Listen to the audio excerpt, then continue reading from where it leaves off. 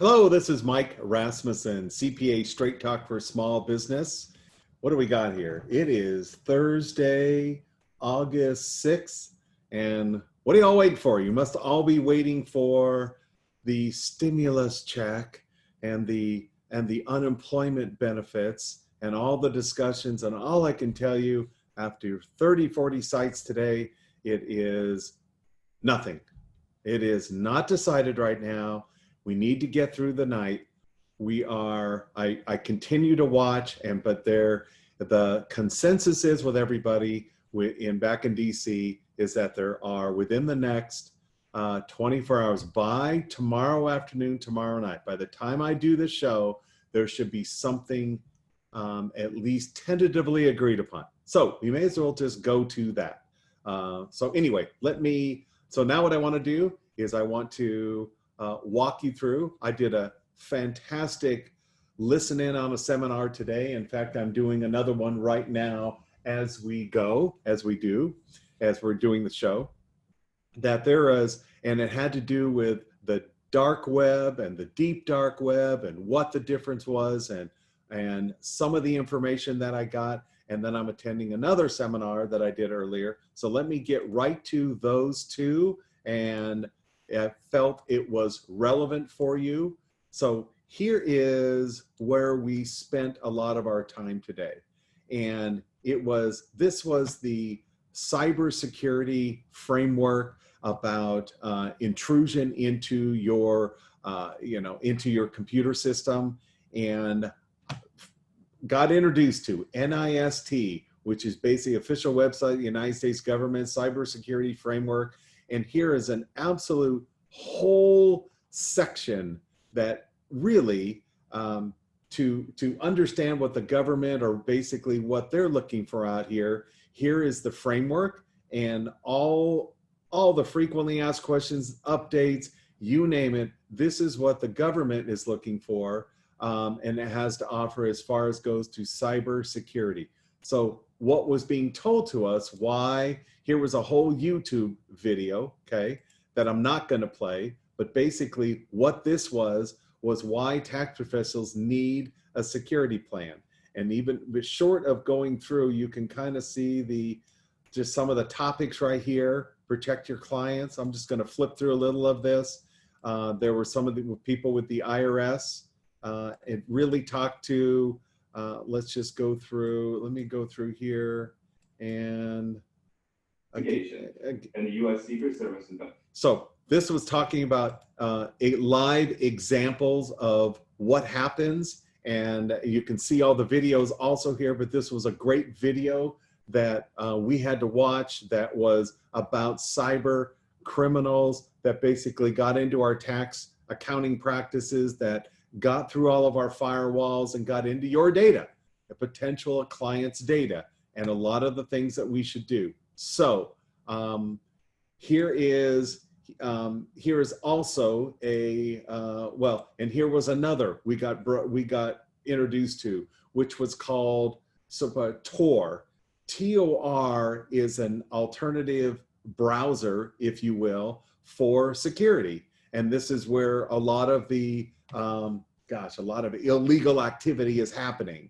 And so we were just introduced to it as tax professionals to understand if the word TOR actually comes up now, and we would know that there's just another and let me explain. Can refer to several, is a program you can run on your computer that helps keep you safe on the internet.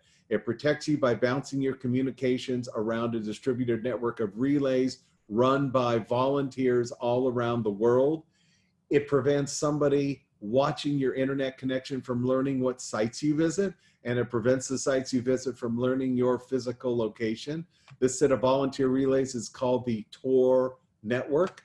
The Tor project is a nonprofit organization that maintains and develops the Tor software. Why am I telling you about this? Well, this came up, a client asked me, do I use Tor? And of course, a Tor browser.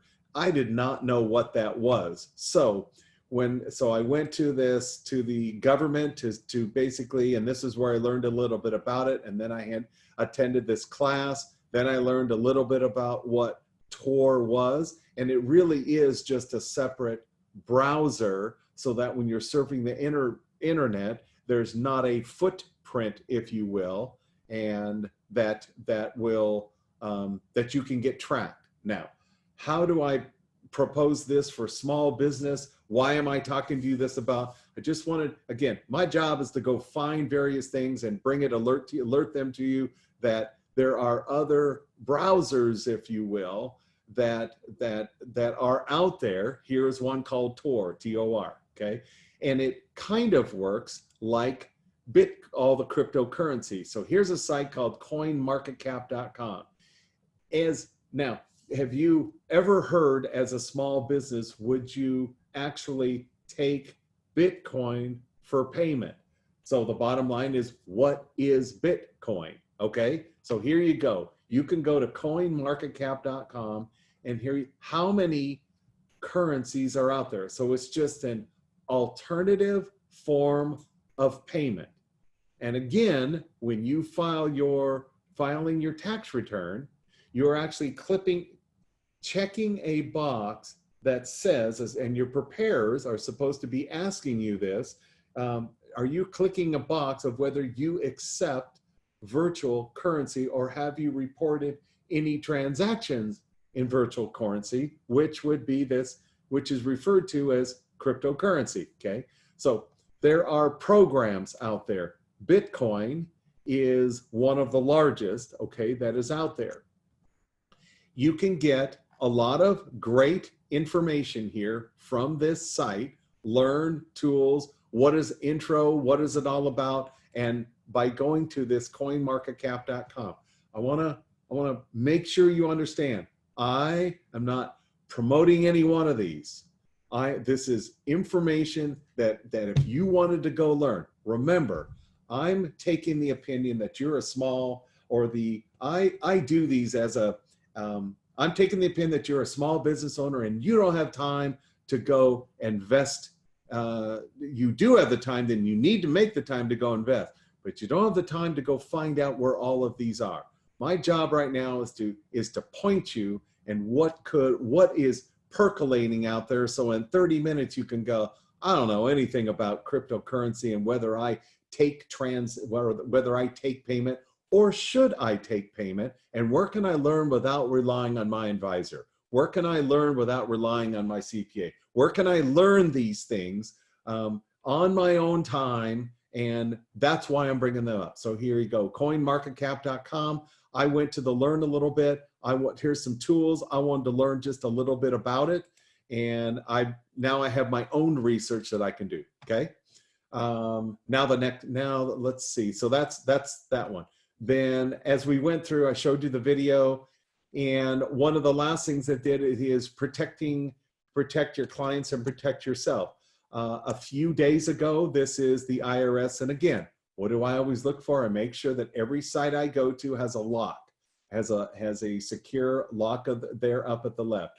You're going to get by watching me, you're going to see that I'm working on really moving towards how do you make your browser experience, your computers safe in this virtual world. So here is a site that the IRS has, how to protect your clients, protect yourself. And this was one. Remember how I'm talking about at the end of every day, like today, you are able to get a hold of me at Mike at Hi Tech CPA, or I'll post it to my site where you can click on this, and this would be something you should be asking your tax preparer.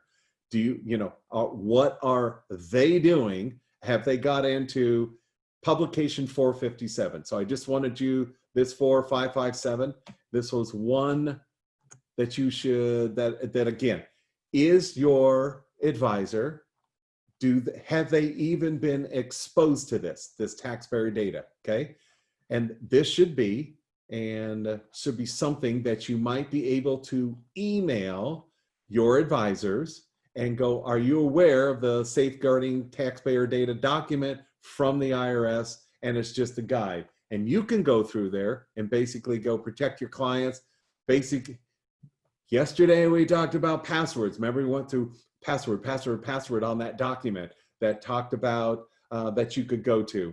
So here's also be on guard, what to look for.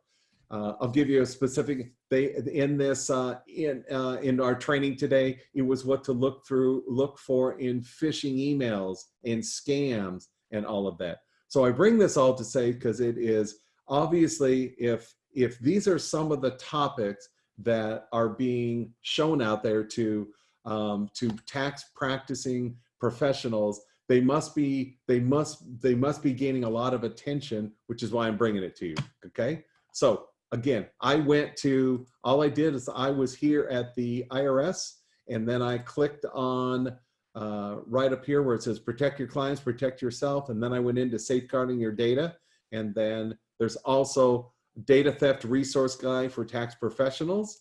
And this was another area that basically was protect your clients and how to get started, and then all of the different places that you can go. Okay. Again, I'm checking as I'm working through this show. I'm actually looking at other while I'm going. So there was also, I wanted to hear a little bit about the economy. I'm not going to do this live, but basically here's President Trump. He's talking about economic prosperity today. I thought that was, it was very interesting kind of what he's talking about, but that everyone is all eyes on tomorrow afternoon for really what we're talking about, the CARES Act 2.0. Now, CARES Act 2.0. So now I'm going to jump back to the SBA, which is normally where I start my daily shows. And of course, I want to see what is out there that has been introduced to these sites. The Paycheck Protection Program was from the CARES Act, and which was enacted into law on March 27th of this year. A piece of that was legislation called the Paycheck Protection Program, which basically terminates on August 8th right here of 2020, which is going to be Saturday night.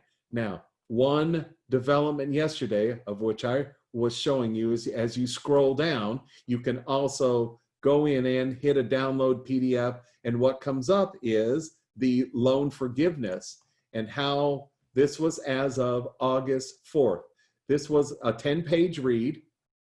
I made it through all of it. Yesterday we talked about, I think we got through some of the later ones. Then it got into some of the seasonal employers, and then it has a lot of examples, if you will. And that's what I'm trying to show you right now real quickly, is there are many examples that you can walk through, how many hours an employee worked, and whether the salary reduction and the covered period. So it was all of these and whether they met right here.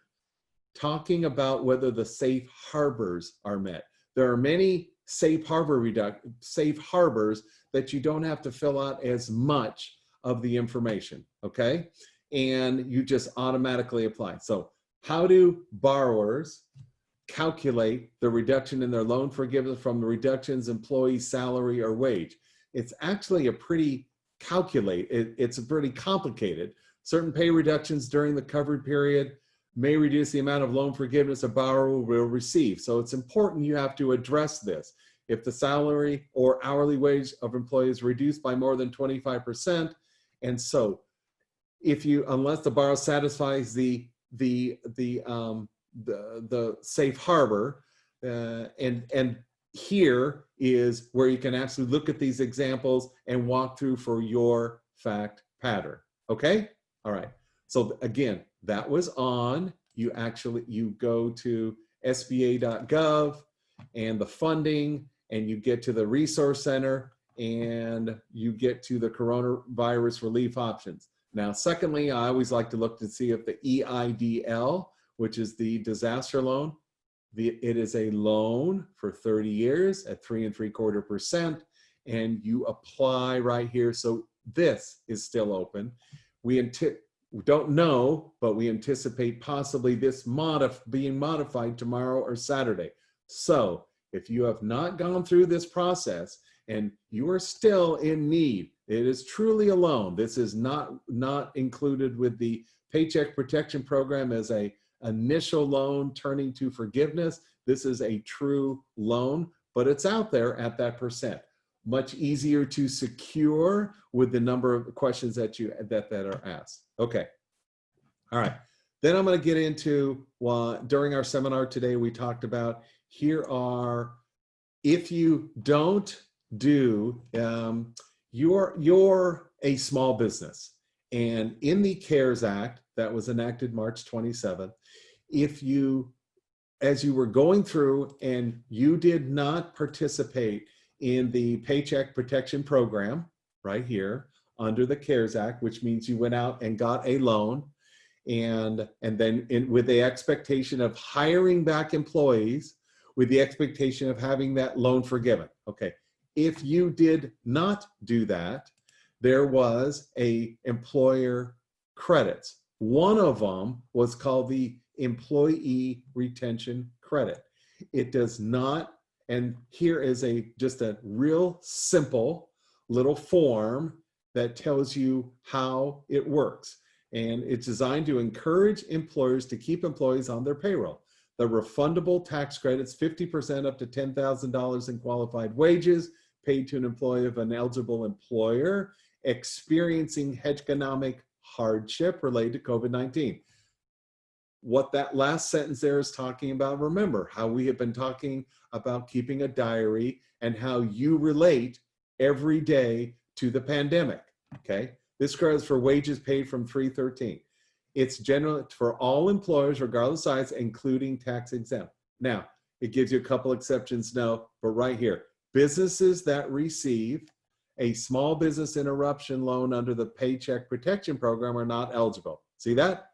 That's the two exceptions. Then it walks through eligible employers must fall into one of two categories.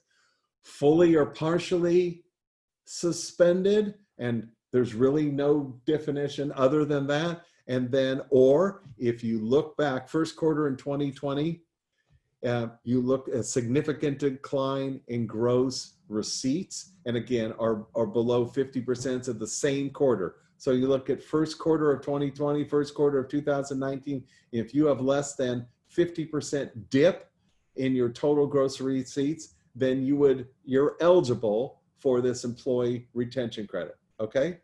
100 or, this is also, then under 100 or fewer employees, the employer average 100 or below, the credit's based on qualified wages. Even if the employees work full-time, were paid full-time, they still qualify if you're 100 or fewer employees, okay? And of course, what's obvious is the employer cannot use the same wages for the employee retention credit for paid and sick family leave, which is the act right before where if you were impacted by COVID there from March 13th on, you can't take both credits for the family leave and for the employee retention at the same time. Okay, it's actually a little bit more complicated. Your payroll company, or if you're processing this is something that has been in place. And again, to take away from this is if you have not received a Paycheck Protection Program loan, okay, if you have not a business receive a small business interruption loan under the PPP, you are not eligible. If you have, you're not eligible. If you have not, consider this employee retention credit. Then second area here is these are tax credit required to pay leave by small and business. Now, what this relates to, this is a total FAQ, if you will, on the qualified sick and leave wage, which are available when you first, if they are impacted by COVID-19, the COVID-19. So you were specifically impacted, had to go home. You were hospitalized. You were diagnosed. So really, or you had to care for a family member or care for somebody that was. There's 6 categories. That's what this portion on the net here, and it's here at the IRS that you can go get the instructions for that. Then the other one, this was the Family First Corona. This is pretty much related to that. This is from the Department of Labor standpoint, any deep dive questions that you really specifically, if you're an employer of a small business, and you need to respond to it. This is more of a human resource. So I would say this site, if someone has quick questions and answers, you could refer to this Department of Labor. Here they all are, and you'd be able to, you'll pass that on to your HR, and that ought to help. And if you're like, well, I am the HR, there is nobody else. I'm the bottle washer, I do the dishes. I am the small business. Well, here you go. Here's your quick way. What is my regular rate of pay for purposes of the FFC? Is all leave under. What does it mean to be unable to work, including telework? There you go. It gets expanded out, and you'll be able to get when am I able to telework under the FFC? You may telework when your employer permits or allows you to perform work while you are at home or at a location other than your normal workplace. Telework is work for which normal wages must be paid and is not compensated under the paid leave provisions of the FFCRA. Okay, there we go. So there's your detail there. So I want to go back to, I want to finish up here. We've got about 5 minutes. Okay, so I'm going to stop sharing my screen, and I want to just talk to you. So what do we have right now on Thursday, August 6th? Just in summary, what we talked about was, we talked about how security, again, the cybersecurity framework. I went to a site that basically, that you should be able to pass that diagnostic and that information onto, even though you're a small business, either you or someone who's helping you keep your data secure. Secondly, the IRS had information that I showed you on the site that you could actually send that link to your CPA. How do you protect my data as my being a small business data? If I'm a professional and I'm being engaged to provide services for you, and I'm doing those services remotely or at an office, how am I keeping your data secure? I want to know that. You saw we got into passwords again, and as you know, there's much more than passwords to this. Then I showed you a little bit about Tor. Tor is just an alternative browser that's not tracking you where you go. Now, it's way deeper than that. There's much more to it, but again, my job was just to show you a little bit of what's going on out there. Then we went to what's happening with the current stimulus. So the stimulus right now, where a stimulus program, what's happening today is there are 4 to 6 major, the White House and Congress, which is the House and the Senate, particular players, President Trump, Steve Mnuchin, Nancy Pelosi, Chuck Schumer, you're hearing those names. They are all figuring out what to do for relief as a follow-up from the CARES Act that was enacted March 27th.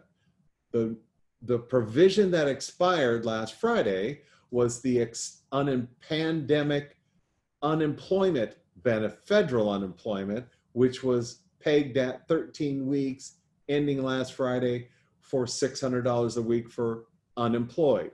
Well, that is probably the number one that is being decided. And of everything I saw today, everyone's attempting to come to a mental agreement tomorrow of exactly what they're going to do. And then even if the recess is for the summer, which happens tomorrow, that the senators in the House, they will all vote on it. The senators will vote on it the following week. So in principle, in agreement is tomorrow. The extended unemployment is the hot topic.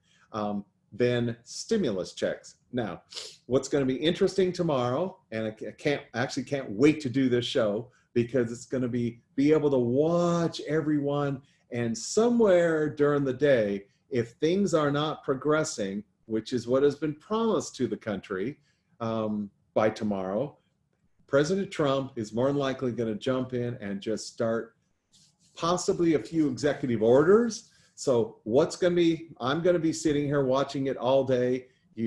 I'll be giving you an update tomorrow at 1 o'clock on this show, but then you can hit a lot of, just pop on the internet to see what actually came out of. So I'm not going to guess. It's anybody's guess, but I think it can go into the late night tomorrow night and then over the weekend. But rest assured, by Monday, I ought to be able to give you what was decided yet tomorrow, or you'll see it on the internet. And again, I take that information as how does it impact you in small business. I have always said, I want to leave you with this, is that unemployment, the federal unemployment, the tool schools of thought are, there are unemployed employees out there that for the last few months, since the $600 week has been available on top of their state unemployment, that employees are making more than they were working when they were employed at February 15th of 2020. The other camp is that we need more because we need to continue those benefits, and that's not true that these unemployed employees are making that money. It is, in fact, what is actually happening right now is that because the states and the federal are requiring, and the states are now mandating more lockdowns, and the rate of COVID-19 being spread right now is just unsure. So we need to extend. So two camps right now, two sides of the coin are basically fighting each other, going, do we extend what we currently have? Do we reduce it?